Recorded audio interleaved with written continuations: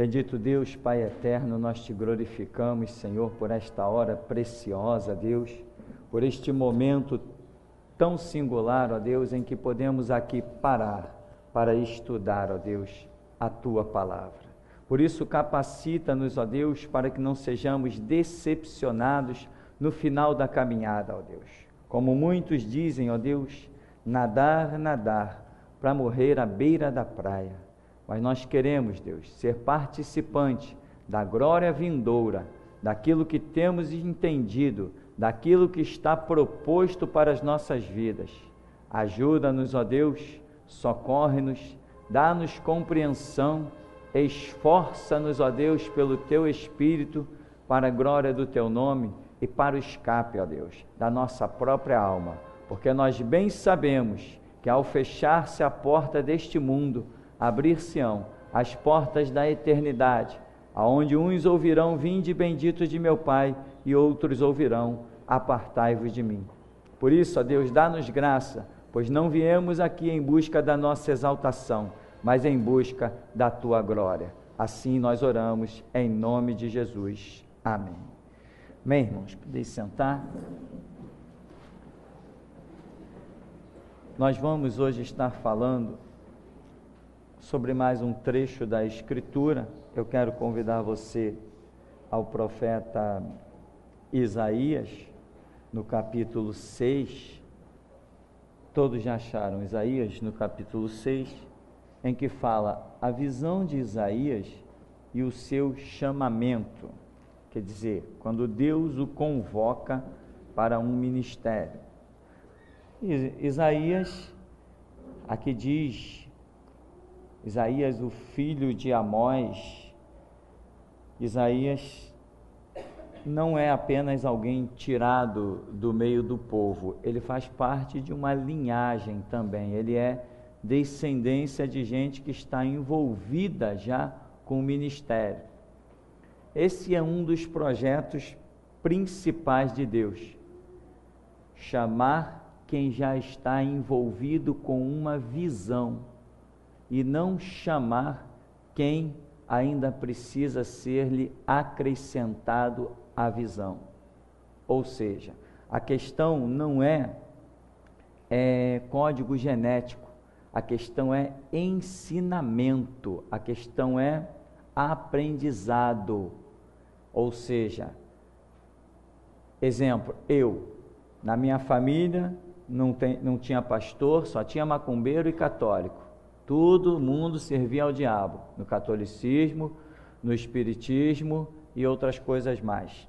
Mas eu fui para a Bíblia, eu me aprofundei na Bíblia, eu desejei Bíblia. Então Deus olhou e viu em mim um conteúdo. Quando Ele viu em mim um conteúdo, Ele me chamou ao ministério. Então uma pessoa, por exemplo, mesmo que seja filho de sacerdote, mas se ele não apresentar conteúdo, para onde nós vamos? Nós vamos para os filhos de Eli. Eles não assumiram nada pelo fato de serem filhos de sacerdote. Os filhos de Eli, Hofni e Finéias, eles eram sacerdotes. Existia um projeto na vida deles? Existia, mas desde que eles apresentassem o conteúdo, né? Por aí você vê algumas pessoas dando alguns testemunhos, né? Não, eu sou filha de pastor, eu sou neta de pastor. Tá, mas está todo mundo vendo que a mulher não diz coisa com coisa, e ela está se respaldando em uma base inexistente. Ninguém é nada por ser filho de alguém. Cada um tem que apresentar o seu próprio conteúdo. Então, mas Isaías, Jeremias e tantos outros, né? Com exceção de Amós, que Amós mostra que a regra não é aquela. Amós mostra que a regra de Deus é outra. Isso é muito glorioso, mas a grande maioria estava todo mundo envolvido já com essa frente ministerial. Por quê? Porque eles já tinham conteúdo, eles tinham conhecimento da palavra. Agora, quando Deus olhou na nação de Israel e não viu ninguém da frente ministerial, foi lá e chamou Amós. Amós diz o quê? Eu não era filho de profeta, eu não tenho nada a ver de profeta da minha família, eu não tenho nada a ver com sacerdócio, eu sou boiadeiro, eu sou cultivador de sicômoros, mas o Senhor se manifestou a mim e disse, vai e profetiza ao povo de Israel, aqui estou eu. Amém, irmãos? Ou seja, Deus sempre procura alguém que tenha de alguma maneira algum conteúdo, e a Bíblia vai ser taxativa quando diz, o meu povo está sendo destruído por falta de conhecimento. Então, vendo aqui Isaías no capítulo 6, diz, no ano da morte do rei Uzias, eu vi o Senhor assentado sobre um alto e sublime trono, e as abas de suas vestes enchiam o templo, serafins estavam por cima dele, cada um tinha 6 asas, com 2 cobriam o rosto, com 2 cobriam os seus pés, e com 2 voavam. E clamavam uns para os outros, dizendo, Santo, Santo, Santo é o Senhor dos exércitos, toda a terra está cheia da sua glória. As bases do limiar se moveram à voz do que clamava, e a casa se encheu de fumaça. Veja bem, do verso 1 até o verso 4, o que nós identificamos? A gente sabe que aqui o capítulo é da visão do chamado ministerial de Isaías. Mas o que nós vemos aqui? Nós vemos, irmão, aqui uma apresentação de quem? De Deus. Primeiro, antes que haja um chamado ministerial, Deus tem que se apresentar. Moisés, vai tirar o meu povo do Egito. Não foi assim. Moisés, eu sou o Deus dos teus pais, eu sou o Deus de Abraão, eu sou o Deus de Isaac, eu sou o Deus de Jacó. Essa foi a apresentação. Moisés conhecia, tendo recebido dos seus pais essas histórias, Abraão, Isaac e Jacó, as operações. Moisés sabia como o povo dele tinha ido parar no deserto. Moisés sabia disso. Então, Moisés conhece uma história. Quando Deus vem, Deus se apresenta. E se você observar, sempre antes de um chamado ministerial, sempre vai existir a apresentação de Deus. Por quê? Irmão, porque quando você parte para um ministério, se você não tiver uma convicção muito fundamentada, você não vai adiante. Um ministério verdadeiramente levantado por Deus é guerra no planeta. Quem tem um ministério tem um campo de guerra. Quem tem um ministério tem armas para usar. Quem tem um ministério tem inimigos, tem adversários. Ou será que as pessoas estão ignorando que tem que lutar contra principados e potestades, contra hostes infernais da maldade que habitam nas regiões celestes? Estão ignorando que o diabo está usando homens. Diabo, meu irmão, rarissimamente nesses 25 anos de história da minha vida, rarissimamente eu vi o diabo se manifestar diretamente a alguém. Eu ouvi que ele se manifestou diretamente a alguém. Rarissimamente. Ele usa quem? Usa homens. Então você terá homens que são os seus adversários. Por quê? Porque compraram a ideia do diabo. Não são inocentes, não. Não, tadinho, né? Como é que a igreja na dispensação passada dizia, né? Não, tadinho, né? Ele está sendo usado pelo diabo. Sim, está sendo usado pelo diabo porque ele se deixou ser usado pelo diabo. Porque quem resiste, meu irmão, a história não é bem essa. Então, a pessoa que tem o chamado ministerial, ela é convocada para uma guerra. Jesus disse, eu sou a luz e o mundo jaz em trevas. Ora, vai ter harmonia? Se você é luz, você vai ter paz com o mundo? Não. Se você tem paz com o mundo, se você não tem discórdia, não tem intriga, não tem bate-boca, meu irmão, ou você está conversando com luz, ou então você mesmo é trevas. Porque abriu a boca para falar de verdade inegociável, você tem briga, você tem barulho. Não tem jeito. Isso é fato. Agora, a igreja da dispensação passada, ela se harmonizou muito bem com o mundo. Foi uma coisa maravilhosa. Foi tão maravilhoso que os políticos encontraram total liberdade para entrar na igreja e assentar atrás do púlpito. Foi uma harmonia plena. E aqui na geração Jesus Cristo? Época de política, agora ninguém mais nem ousa falar o nosso nome. Mas no começo do ministério, vinha aqui no bairro de Santo Cristo, tinha, agora eu acho que tem muito mais, tem o triplo, mas tinha 8 igrejas, incluindo a nossa. Os políticos visitavam todas as igrejas e eram abraçados por todo mundo. Quando eles diziam assim, tem mais igreja no bairro? Alguém dizia assim, não, tem uma lá em cima, mas do pastor Tupirani. Lá nem adianta, porque você não vai entrar lá. Aí o político ainda soube dessa conversa, que o político, não, vamos lá conversar com ele, vamos falar das nossas ideias, vamos compartilhar. O camarada falou assim, não adianta, você não vai nem entrar. Não vamos lá, porque você não vai entrar.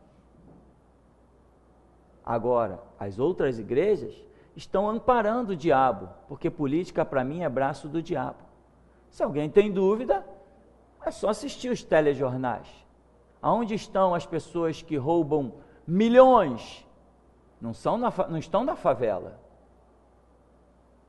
Os que roubam milhões usando apenas uma caneta e um telefonema, não são os que moram nas favelas, nos morros. Agora, quem quer acreditar em política, vai em frente. Meus pêsames. Político, para mim, é a pior raça que já existiu sobre a face da terra. Essa gente não se sacia. É uma sanguessuga. O cara hoje, ele rouba 1 milhão, mas ele já planejou, antes dele concluir o roubo de 1 milhão, ele já está planejando o roubo dos 10 milhões. Não param. É uma coisa absurda. Político, está aí o Tiririca.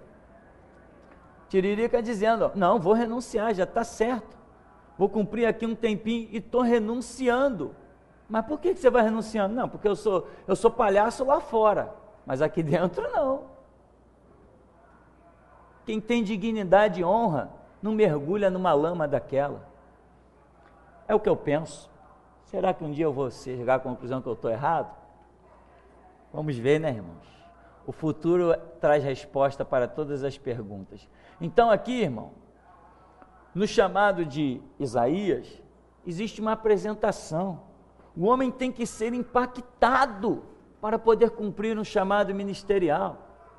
Aí ele diz assim, no ano da morte tal, eu vi o Senhor assentado sobre um alto e sublime trono. Isso deve ter sido uma visão que ele podia agora, só com aquela visão, ele já podia botar a cabeça na guilhotina. O impacto foi tão grande na vida de Isaías com essa visão, que ele não voltaria atrás, mas nunca. Nada faria mais esse homem voltar atrás. Aí ele diz assim, as abas de suas vestes enchiam o templo. Quer dizer, o que será isso que ele viu, que ele descreve como as abas das suas vestes enchiam o templo? O que será que ele viu? Que ele traduziu com essas palavras. Ele diz, serafins estavam por cima dele, tinham 6 asas, com 2 cobriam o rosto, com 2 cobriam os pés e com 2 voavam. Olha o nível de reverência de seres sem pecado. Que dirá nós? A própria palavra serafim é traduzida por ardente. Ou seja, são seres que têm ardente amor por Deus. São apaixonadíssimos por Deus. Por isso, cresce teologicamente falando, que os serafins são separados com exclusividade para a adoração do Senhor. Devido ao amor tão ardente que eles possuem por Deus. E olha a reverência deles, eles cobrem o rosto, eles cobrem os pés. E, ao invés de voarem comodamente, não, eles se sacrificam. Eles neutralizam 4 asas e sustentam o seu corpo voando só com 2. Mas eles foram projetados para voar com 6. Por quê? Para demonstrar uma profunda reverência. E o cântico deles? O cântico deles é somente um: Santo, Santo, Santo, Santo, Santo é o Senhor dos Exércitos. E Santo, Santo, Santo. E não param. Isaías vê tudo isso. Eu te pergunto, se você contemplasse isso, o que seria da sua vida? Mas deixa eu te adiantar, se você tem fé, você já contemplou. Porque é pela fé que nós entendemos que os mundos, diz a Bíblia, pela palavra de Deus foi criado. É a nossa fé que torna essa história viva no nosso espírito. Então, eu preciso ver o trono de Deus? Que nada, Isaías já viu. Para mim é o bastante. Eu preciso ver os serafins na sua reverência? Não, eu não preciso. Eu não preciso disso para apostar a minha vida no Evangelho. Por quê? Porque eu creio que Isaías já viu. O Espírito Santo que testifica com o nosso espírito me diz, Isaías viu, Ezequiel viu, Amós viu, Obadias viu. Se eles viram, para mim é o bastante. Pedro viu, Tiago viu. Caramba, se eles viram. Eu não vi Lázaro ressuscitar, mas eu aposto a minha vida que ele ressuscitou. Eu não vi, mas o Espírito Santo viu e testifica com o nosso espírito. Então, pegue as experiências da Bíblia, irmão, e deixe-as mergulhar no teu espírito. Faça da Bíblia parte da sua vida. Jesus Cristo ressuscitou ao 3º dia? Ressuscitou. Como que eu sei? Eu estava diante daquele túmulo. É a minha fé. Eu consigo ter uma fé ao ponto de dizer, eu vi Jesus sair do túmulo. É a minha fé, é a convicção profunda do meu espírito. E uma fé como esta não pode sofrer abalo, não tem como. Não há nada que este mundo produza que venha minar a minha fé. Nada. Porque eu me comporto desta maneira. Lázaro ressuscitou ao 3º dia? Ressuscitou. Tu viu? Vi. Estou vendo, todo dia eu vejo Lázaro sair daquele túmulo. Isso é a fé. A fé que chama à existência as coisas que não são, como se já fossem. É pela fé que nós herdamos todas as coisas. Sem fé, é impossível agradar a Deus. Então, vamos voltar aqui para o chamado ministerial de Isaías. Diz que a casa se encheu de fumaça, né? Verso 5, aí ele vai dizer, então disse eu, ai de mim, estou perdido, sou um homem de lábios impuros, habito no meio de um povo de impuros lábios, e os meus olhos viram o Rei, o Senhor dos Exércitos. Então aí nós temos, depois dessa apresentação de Deus, depois do reconhecimento da grandeza de Deus,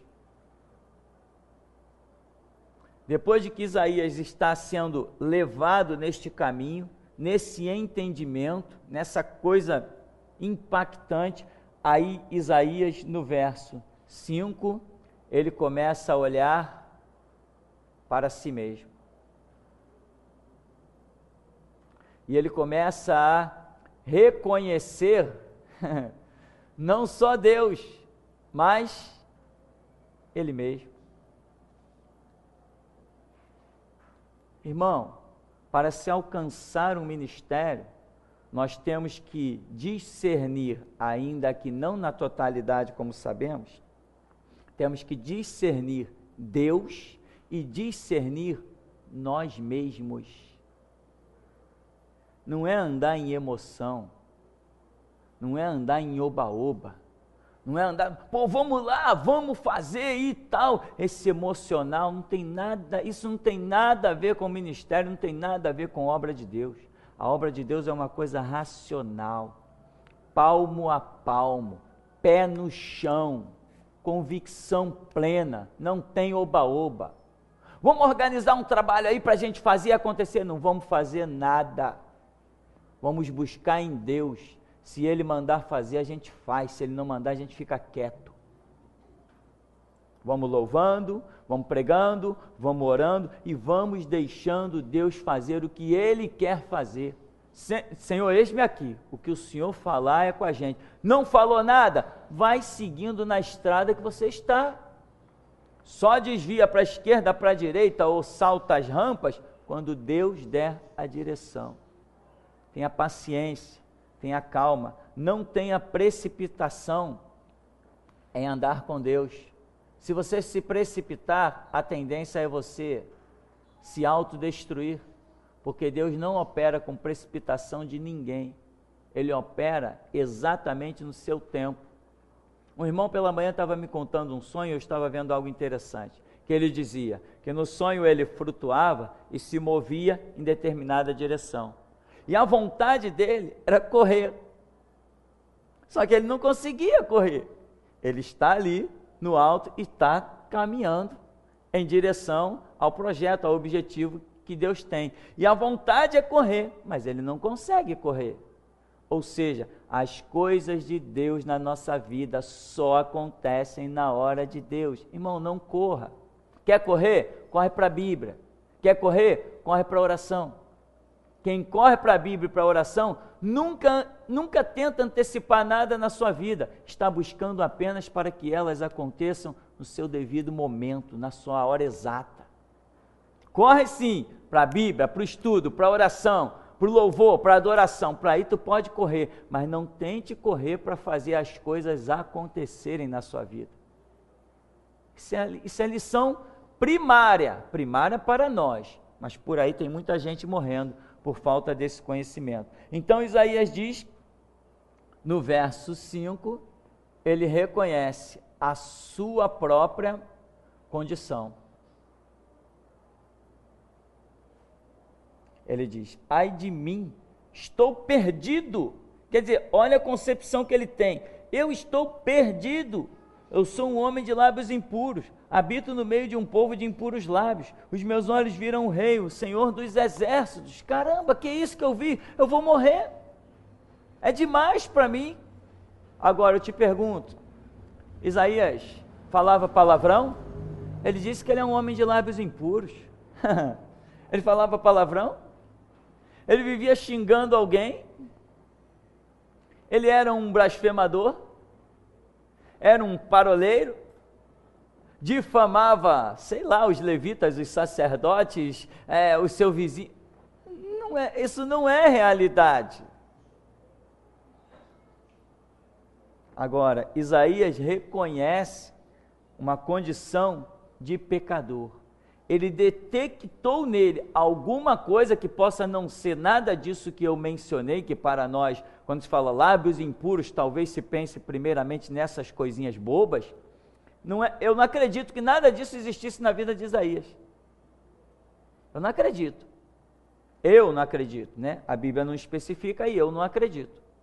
Agora, de alguma maneira, ainda que Isaías, sei lá, até andasse em certa justiça, ele ali reconhece que mediante tudo aquilo que ele está vendo, as suas justiças não passam de trapo de imundície. Irmão, o que é isso?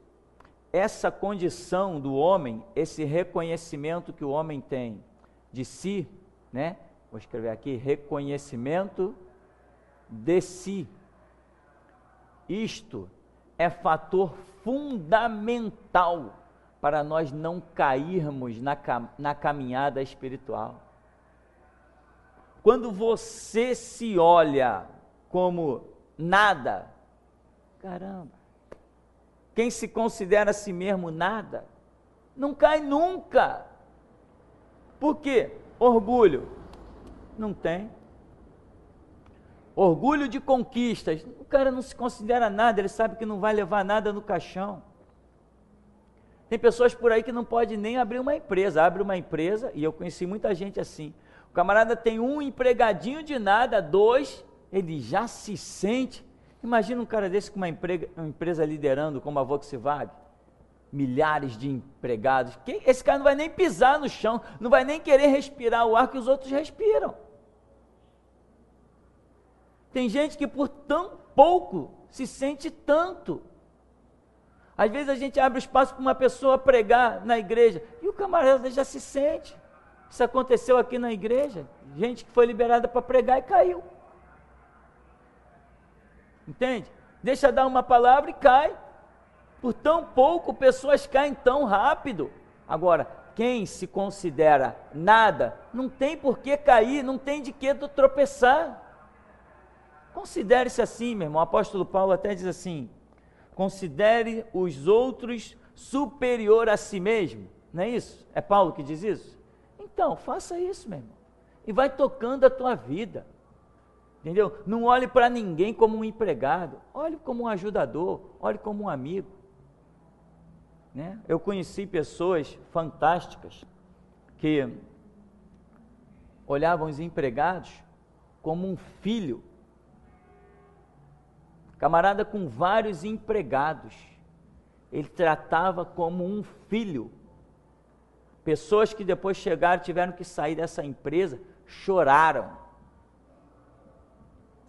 E o homem, cada dia que passava, mais prosperava e mais prosperava. E a empresa do camarada não era nem chamada de empresa. O camarada não era nem chamado de patrão, era chamado de pai. O que tua esposa está precisando? Não, está aqui, toma. O que o teu filho precisa? Toma aqui. Não, tu está com dificuldade? Toma aqui. Ah, depois desconta? Não, não desconta nada, eu estou te dando. É teu. Dono de empresa, liderando empregados. Mas tem seres humanos, o ser humano é uma coisa muito complicada. As pessoas não entendem que vai todo mundo ser enterrado no mesmo chão.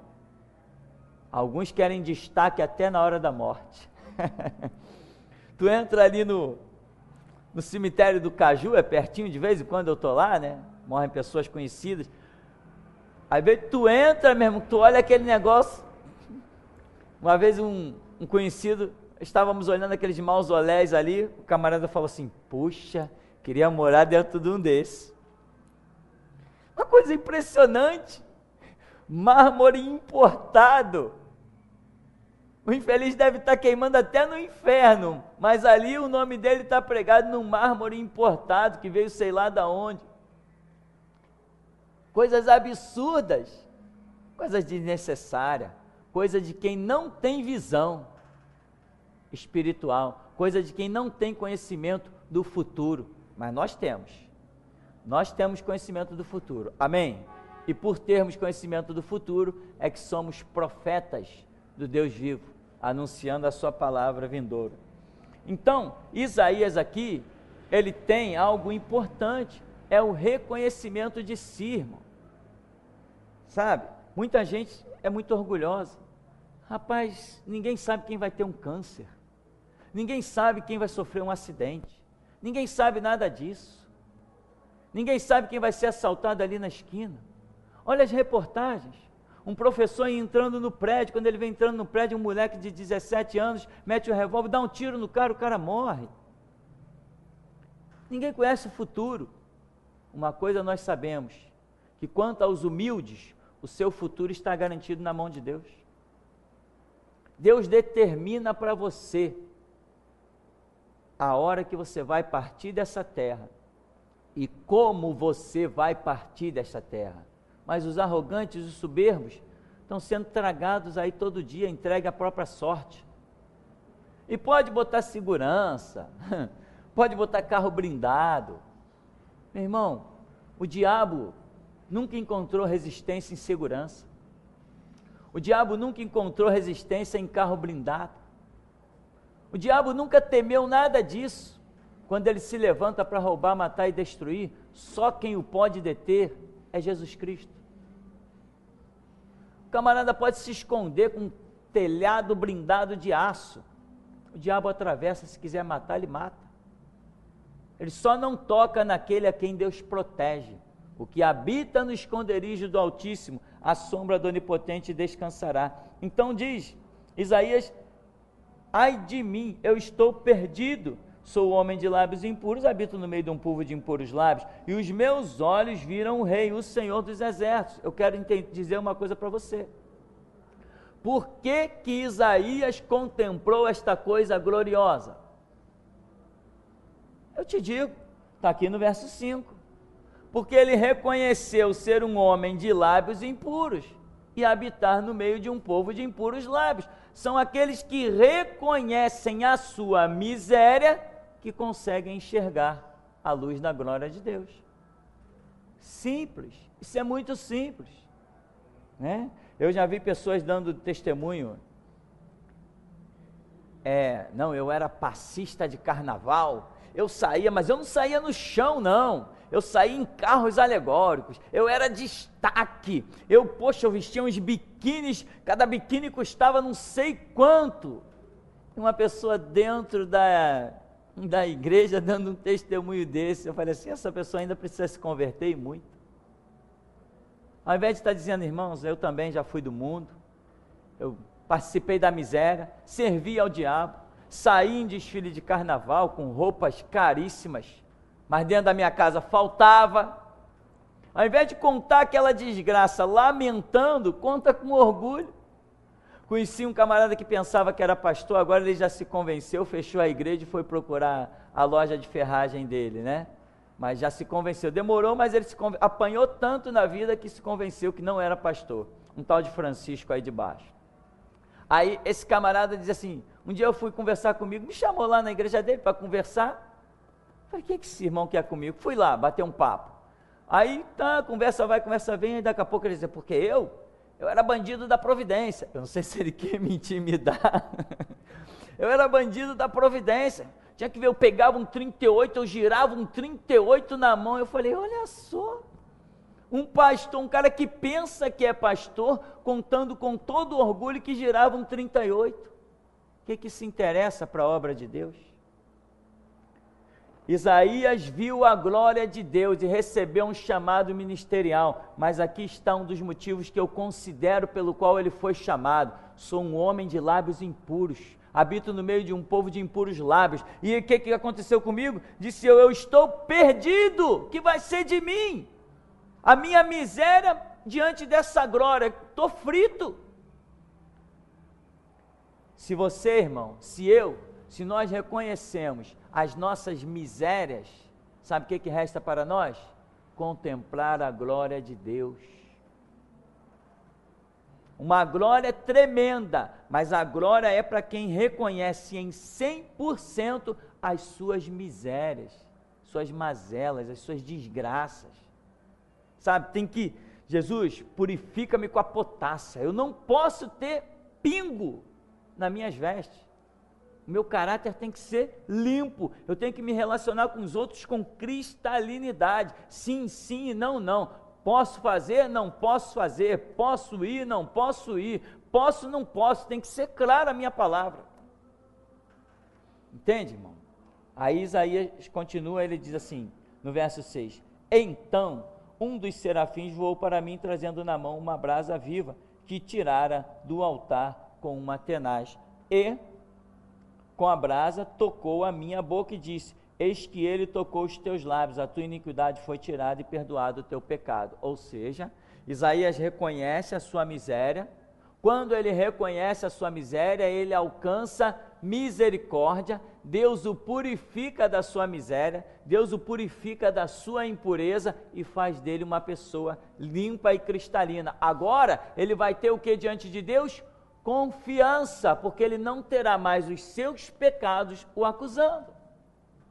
Se você ainda tem um pecado te acusando, pode ter certeza, não existe ainda ministério para você. Porque se você assume o ministério com algo te acusando, lá na frente, o diabo monta um exército para ir em cima disso e acabar contigo, te enfraquecer, te destruir. Então o que vemos aqui? Isaías, ele reconhece e ele é purificado. Ou seja, Já falamos aqui sobre vários testemunhos de pessoas que cometeram seus delitos, mas não aceitaram o perdão de Deus, não aceitaram a purificação de Deus. Nós mencionamos isso aí de tempo em tempo, a gente fala sobre isso. Quando Jesus se manifesta dizendo, que nem disse para Isaías, teu pecado foi perdoado, a tua iniquidade foi retirada. Isaías não podia mais lamentar sobre isso. Não, mas poxa, mas eu fiz isso, não, mas eu falei aquilo, mas aquilo, não. Se a palavra está dizendo, se confessarmos os nossos pecados, Ele é fiel e justo para nos perdoar os pecados e nos purificar de toda a injustiça. Se a palavra diz isso, eu não posso negar a palavra é a minha vida. Se eu nego a palavra, eu estou perdido.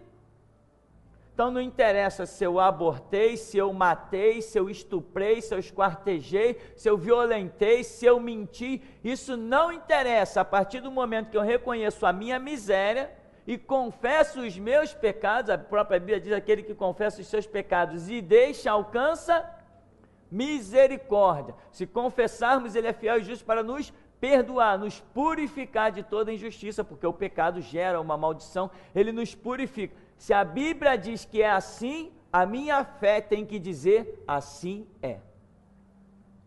Se eu negar a palavra que diz que o meu pecado pode ser perdoado mediante confissão e arrependimento no sangue de Cristo, se eu nego isso, eu neguei tudo, acabou, não existe ministério para mim. Eu vou apenas me iludir, caminhando dentro da igreja, empurrando com a barriga, até a hora que não der mais para empurrar. Né? Confessar, agora, tem que ver, o confessar, compreende confessar nos moldes de Deus. Existem coisas que você entra no teu quarto e confessa, você e Deus, e acabou-se a história.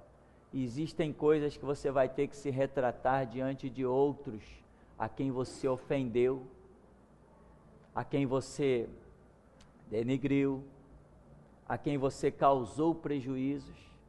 Aí o nível de confissão, quem determina é Deus, e o Espírito Santo vê, quando a pessoa quer se redimir, ele mostra o nível da confissão que as pessoas têm que ter, e é nisso aí também, muitos não vão adiante. Não, Senhor, eu estou aqui confessando para o Senhor, pronto, eu estou purificado. O Espírito Santo diz assim, não está não. Você ainda tem que pedir perdão diante de toda a igreja. Você usou um ministério, você ofendeu a igreja, meu irmão, quando Deus fala isso, não adianta lutar contra Deus, senão, sabe o que acontece? A sua vida estaciona no banco e você nunca vai a parte alguma. Então Isaías tem toda essa história. Aí ele diz, tocou os teus lábios, tua iniquidade foi tirada, perdoado o teu pecado. Verso 8, depois disso, ouvi a voz do Senhor que dizia, a quem enviarei e quem há de ir por nós? Disse eu, eis-me aqui, envia-me a mim. Então, o que Isaías contempla agora? Depois de todo aquele processo, ele ouve a voz de Deus. Quando ele ouve a voz de Deus, isso aqui é tão poderoso, irmão, tão glorioso. Eu glorifico a Deus por isso, porque eu consegui enxergar isso. Muito cedo na minha caminhada eu consegui enxergar isso. Isaías, ele contempla uma necessidade. Mas de quem é a necessidade que ele contempla? A de Deus. Ele não contempla a necessidade dele. A necessidade dele, Deus supriu. Agora ele tem que suprir a de Deus.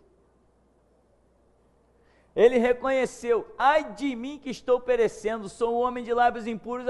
Aí Deus olhou e viu, Isaías tem uma necessidade. Serafim, né? Vai lá, tenaz do altar, purifica os lábios de Isaías, dá a ele paz. Ele tem uma necessidade, dá a ele tranquilidade, ele precisa se aquietar, Ele precisa entender que eu não sou contra ele, eu sou a favor dele. Vai lá, serafim, voa lá. E ele recebe aquele impacto, lá vem o serafim com as suas 6 asas. Imagina que visão. Imagina que medo. Que medo, Isaías. Que medo. Porque eu, para ter confiança de contemplar anjo, eu precisei primeiro vencer o meu medo. Por isso algumas pessoas já vieram falar comigo: pastor, eu tenho medo de ver anjo, eu morro de pavor. Eu digo: irmão, isso é normal. Você tem que desenvolver o entendimento de que o anjo não é teu inimigo, ele é teu amigo. Está disposto até a matar por você. Ele te protege com tanto afinco que se alguém se aproximar de você, meu irmão, intentar uma ação qualquer, ele bloqueia, ele segura, ele amarra, ele é terrível. Ele te ama, ele foi designado para cuidar de você. Mas eu entendo que as pessoas têm medo, porque causa um impacto violento, aquele sobrenatural, quando você se depara com um ser diante de você, e você percebe que ele está numa outra dimensão. Você não consegue chegar nele, mas você vê que ele consegue chegar a você. Você é totalmente indefeso diante dele. É uma coisa maravilhosa, mas até você partir para o lado da maravilha, meu irmão, é uma coisa assombrosa. Uma vez eu ouvi de uma pessoa que ela falou que contemplou um anjo que desceu dentro da casa dele, num quarto. De repente, orando, aquele anjo imenso desceu dentro do quarto. A pessoa falou assim: eu levantei, eu saí correndo, eu deixei o anjo lá para o quarto sozinho, saí correndo, fui parar lá na cozinha. Isso é normal, isso é real mesmo, é impactante. Mas vamos voltar aqui, diz: depois disso ouvi a voz do Senhor que dizia: quem enviarei, quem há de ir por nós? Ou seja, Deus viu a necessidade de Isaías, quando ele diz: sou um homem de lábios impuros, e agora Isaías é quem vê a necessidade de Deus. Ou seja, Deus revelou para Isaías qual era a sua necessidade e o motivo do seu chamado. Ou seja, Isaías está sendo preparado para um ministério. Mas um ministério, meu irmão, o que é um ministério? Um ministério é a necessidade de Deus aonde? Na terra. O ministério é algo que Deus quer realizar na terra. Então não adianta eu dizer que tenho um ministério e traço estratégias. Não adianta eu dizer que tenho um ministério e organizo trabalhos. Isso é ilusão. Ministério é a necessidade de Deus do que Ele vai operar na terra. Uma vez eu participei de uma reunião de um grupo, desses grupos Nova Vida, Maranata e tal, e resultado: vamos traçar uma estratégia de evangelismo. Ilusão, burrice, coisa de gente que não tem chamado ministerial, coisa de igreja que não é igreja, que não sabe o que é direção de Deus, que não sabe o que é ouvir Deus. As assembleias estão aí fazendo movimentos terríveis, grandes, imensos.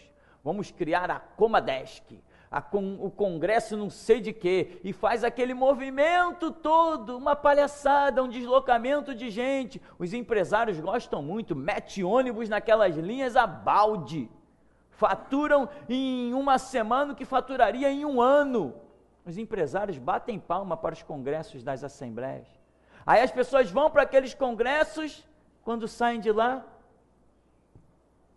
do mesmo jeitinho de sempre, não teve mudança nenhuma na sua vida. Deram uns gritinhos, rodopiaram um pouco, deram uns soquinhos na cabeça do diabo, levantaram as mãos para o alto, esquerda, direita, sapatearam, e um monte de baboseira, porque são pessoas traçando estratégias para a obra de Deus. A obra de Deus já tem as suas estratégias. Quando Deus me chama para um ministério, Ele me diz o que eu vou fazer, e não sou eu que digo o que vou fazer para Deus. Eu sou vaso de barro, e vaso de barro não escolhe que tipo de flor, com que tipo de flor vai se ornamentar. E flores, coincidentemente eu falei isso, e Deus já revelou nesse ministério, que flores significa ministério, né? Então, veja bem, se Deus me chama para a sua obra, eu não tenho nem que perguntar, ou melhor, perguntar eu pergunto, eu não tenho nem que pensar o que eu vou fazer. Eu tenho que esperar Deus me falar o que eu vou fazer. Porque o ministério, ele já vem naquele pacote organizado das coisas que Deus tem para realizar. Ou seja, o ministério Geração Jesus Cristo. Ele vai até o tempo que Deus determinou, de tempo em tempo nós vamos cumprindo metas e Deus vai realizando, vai trazendo à luz as outras coisas que nós temos que realizar. Por exemplo, Deus projetou, no ano de 2012 nós vamos realizar isso e aquilo outro. Em 2013, nós vamos realizar aquilo e aquilo outro. 2014, aquilo outro. Eu não posso nunca ousar criar uma estratégia de realizar alguma coisa que Deus não tenha me mostrado. Nem porque eu acho que vai ser bom, nem porque eu acho que vai ser impactante, nem porque eu acho que vai ser edificante, nem porque eu acho que vai ser proveitoso. O que eu acho no ministério não interessa. Eu tenho que seguir ordens. E é por isso que tem gente desse ministério que vai baixar a sepultura, porque ousou falar contra esse ministério. Mas sobre isso os irmãos vão saber no futuro. Isaías, ele contempla: eu ouvi a voz do Senhor. Tem muita gente que está dizendo por aí: eu ouvi a voz do Senhor. Ah, Deus falou que eu sou o príncipe, eu sou a princesa. Meu irmão, deixa as ilusões de lado. Deus se preocupa em falar coisas que são, sabe, são necessárias no momento. Deus se preocupa em falar coisas que são emergentes, coisas que são principais, coisas que precisam ser entendidas e realizadas, enfim. E aqui, o primeiro momento que Isaías contempla a voz do Senhor, ele contempla Deus dizendo assim: quem eu enviarei? Ou seja, eu estou precisando de alguém para trabalhar para mim, eu estou precisando de obreiros, eu não tenho obreiros. Aí Isaías, depois de toda essa experiência, ele diz assim: eis-me aqui, Senhor, envia-me a mim. Então, observa, disse eu: envia-me a mim. Então disse ele: vai e dize a este povo: ouvi e não entendais, vede, mas não percebais. Torna insensível o coração deste povo, endurece-lhe os ouvidos e fecha-lhe os olhos, para que não venha ele a ver com os olhos, ouvir com os ouvidos, e a entender com o coração, e se converta e seja salvo. Então disse eu: até quando, Senhor? Ele respondeu: até que sejam desoladas as cidades, e fiquem sem habitantes, as casas fiquem sem moradores, a terra seja toda assolada, e o Senhor afaste dela os homens, e no meio da terra seja grande o desamparo. Mas, se ainda ficar a 10ª dela, tornará a ser destruída, como terebinto e como carvalho, dos quais depois de derribados ainda fica o toco. Assim, a santa semente é o seu toco. Vai lá, Isaías, diz para esse povo o seguinte, ó. Agora, tem um monte de gente aí querendo pregar o que bem entende. Quando nós começamos com a Voz da Restauração,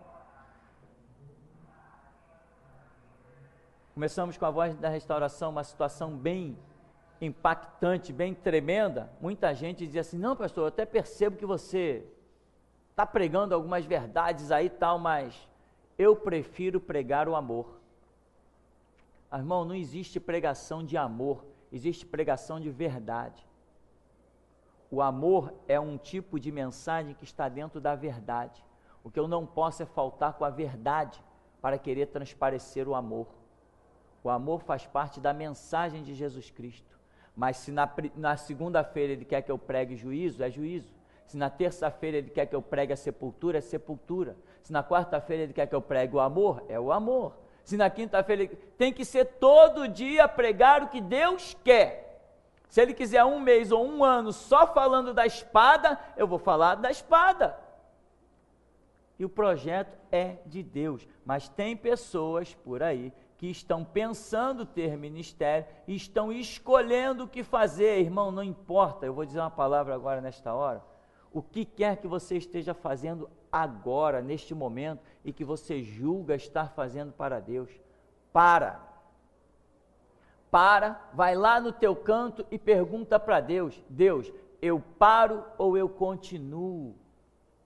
Não julgue que você está fazendo algo bom, porque você recebe, sei lá, e-mail, notícia, abraço, beijo, presente, e alguém diz, poxa, aquela tua palavra foi boa, aquela mensagem foi boa, aquele CD que você me deu foi bom, aquilo que você fez. Meu irmão, não se iluda com nada disso, não se iluda com nada disso. Nós estamos vendo testemunhos e mais testemunhos, na Igreja Internacional da Graça, na Mundial do Poder de Deus, na Universal e outras mais. Milhares de testemunhos por ano, de pessoas apaixonadas pelo Valdemiro, dando beijo, passando a toalha no suor dele, e não sei o que, se sentindo, porque este homem mudou a minha vida. Eu digo, aonde? Aonde que mudou?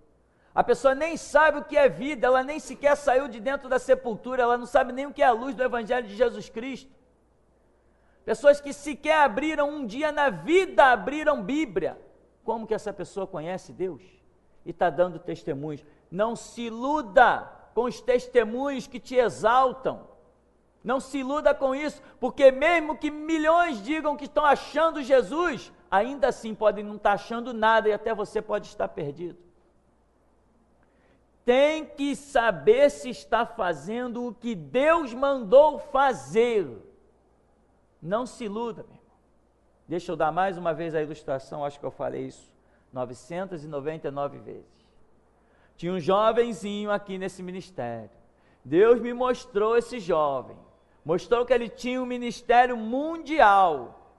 Ele ia ser usado em pregação e Deus ia espalhar a voz dele. Ele seria uma bênção. Hoje, por exemplo, o futuro dele já seria uma realidade muito diferente, e hoje ele é uma pessoa que sequer quer ouvir falar de Jesus, não quer ouvir falar de igreja, está completamente desviado.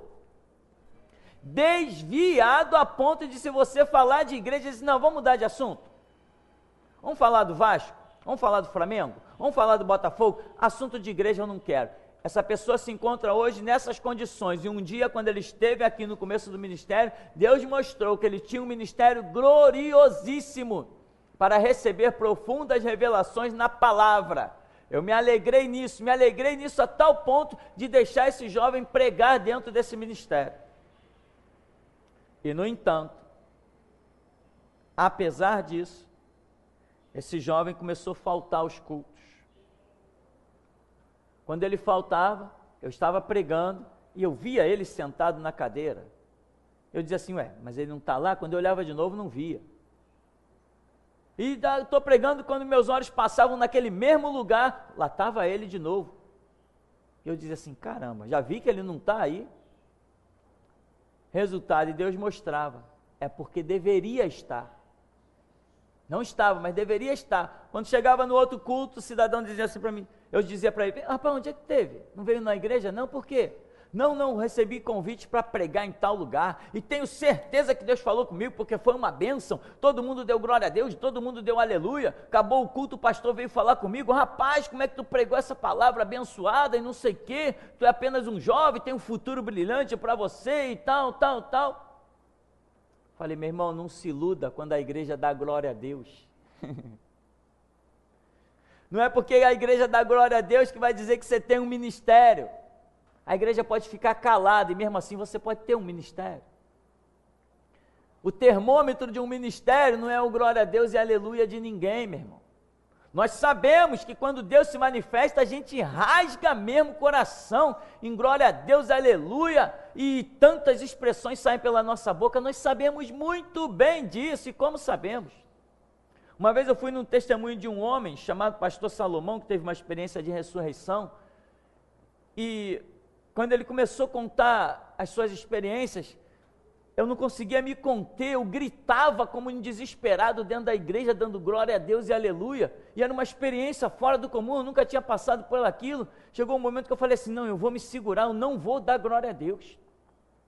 E parece que Jesus naquele dia brincou comigo, que a unção que vinha e explodia na minha garganta, naquele momento quando eu falei assim, não, eu vou me segurar, eu vou fechar minha boca, eu vou trincar os dentes e não vou dar glória a Deus. Irmão, a unção começou na ponta do dedão do pé, eu senti aquilo tocar na ponta do dedão do meu pé, e ela veio subindo pelas minhas pernas, e eu percebi que era aquela unção que ia me levar da glória a Deus. Eu falei, eu vou me segurar, e aquilo veio, passou pelo meu estômago, subiu, veio no meu peitoral, invadiu a minha garganta, e ela veio nos meus lábios.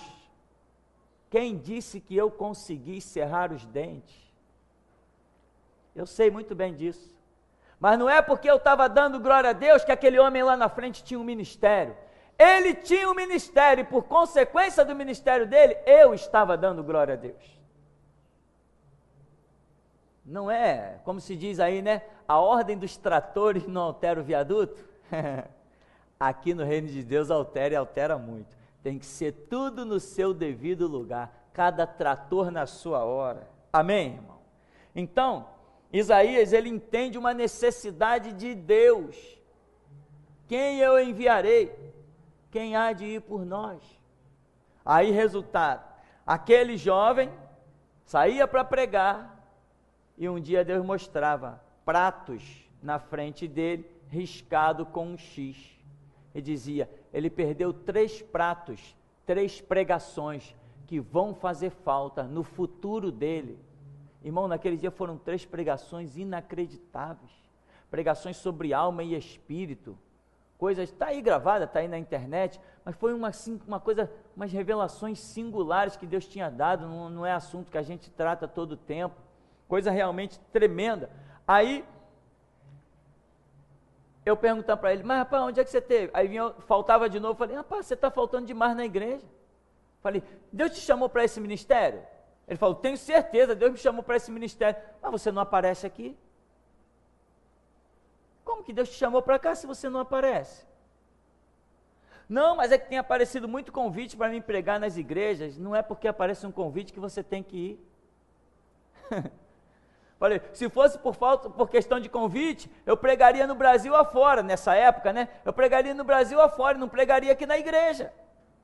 Eu nego convite para pregar em outros lugares todo dia, eu dizia para ele. Por quê? Porque Deus me colocou aqui para pregar para o povo que Ele vai trazer aqui. Então, tua hora é banco, não é púlpito. Não tenha pressa, porque a tua hora vai chegar. Não, mas eu tenho certeza que Deus me enviou lá. Eu falei, irmão, chega de assunto, está encerrada a história, segue o teu caminho. Fica tranquilo, se você acha que está servindo a Deus, continua pregando igreja fora. Qual é o resultado hoje? Não quer nem ouvir falar de Deus, não quer tocar nesse assunto. E quando alguns dizem assim para ele, rapaz, tu vai para o inferno, tu está desviado. Que isso? Que desviado o quê? Eu não nasci para ir para o inferno, com certeza absoluta, eu não nasci para ir para o inferno. Ninguém nasceu para ir para o inferno. Amém, irmão? Ninguém nasceu para ir para o inferno, mas que lá já tem um bocado de gente esperando por outros, já tem. Então, Isaías, para nós encerrarmos, né? Ele recebe uma mensagem, e aí, do verso 10 até o verso 13, aí está incutido a mensagem, né? Estou colocando entre aspas, porque isso aí pode ser interpretado assim, de muitas maneiras, pelo tipo de mensagem, porque aqui nós vemos palavras tipo, sejam desoladas as cidades, fiquem sem habitantes, fiquem sem moradores, fique tudo assolada, afaste dela os homens, né? Haja grande desamparo, mas se ainda ficar a 10ª parte dela, tornará a ser destruída, como terebinto, como carvalho, dos quais, depois de derribados, ainda fica o toco, assim santa semente é o seu toco. Ou seja, mesmo que tu derruba uma árvore e fique só o toco, Deus está dizendo, essa comparação com esse povo, se ficar só o toco, eu vou lá e derrubo de novo. Então isso aí pode ser interpretado de muitas maneiras e nós vamos ver coisas que aconteceram dentro da história de Israel, em que nós podemos enquadrar toda essa situação. Então o que acontece? Isaías tem um chamado e ele recebe o que ele vai fazer no ministério dele. Ele tem a mensagem. Então Isaías tem um chamado e ele tem a mensagem que ele vai tratar, né? Algumas pessoas já reclamaram aqui do ministério da geração Jesus Cristo, porque disseram assim, não, aquele pastor lá, ele só prega chicote. Imagina, só prega chicote. Não tem nada a ver, só prega chicote. Eu prego aquilo que eu acredito que seja a vontade de Deus pregar. Se Deus me der a pregar só amor, vai ser só amor. O que Deus me der a pregar, tem que ser. Agora, uma coisa eu não faço, escolher o que pregar. Eu tenho um sinal com Deus, porque todo que tem um chamado ministerial, tem um sinal. Eu tenho um sinal com Deus. Eu fico lendo a Bíblia, leio a Bíblia, vou lendo, daqui a pouco, como entre aspas, eu canso daquele texto, eu passo para outro texto, e começo a ler, e ligado com Deus. Às vezes Deus diz assim, Apocalipse, aí eu vou direto lá em Apocalipse, quando eu abro já cai no texto, é uma coisa impressionante, e ali o Senhor me dá o sinal de que é, e às vezes não, eu estou lendo, de repente meus olhos batem num texto, quando meus olhos batem num texto, se desenrola alguma coisa dentro da minha cabeça, aí eu sei, opa, é aqui, não estou vendo nada, aí leio às vezes o texto 10, 20 vezes para ver se eu enxergo alguma coisa do que falar, não enxergo nada, mas veio para cá para o púlpito com aquele texto e quando abrimos aqui na igreja, o Senhor nos dá o que falar. É assim, então nós não escolhemos o que falar. Quem tem ministério não escolhe o que fazer. Amém, irmãos? Vamos dar uma paradinha em nome de Jesus, já já a gente volta.